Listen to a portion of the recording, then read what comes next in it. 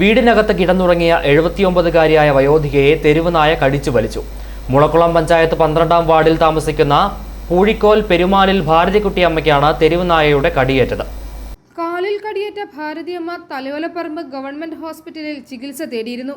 അമ്മയും മകനും മാത്രമാണ് വീട്ടിൽ താമസം. മകൻ സമീപത്തെ ബേക്കറിയിൽ ജോലിക്ക് പോയതിനു ശേഷമാണ് തെരുവ് നായയുടെ ആക്രമണമുണ്ടായത്.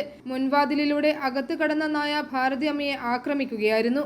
ഭാരതിയമ്മ മകനെ ഫോണിൽ വിളിച്ച് അറിയിക്കുകയും മകൻ വീട്ടിലെത്തി ഭാരതിയമ്മയെ ആശുപത്രിയിൽ ചികിത്സയ്ക്കായി എത്തിക്കുകയായിരുന്നു.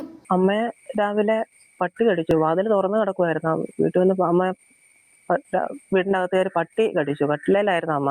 കട്ടിലേ കയറി ഒന്ന് പട്ടി കടിച്ചു.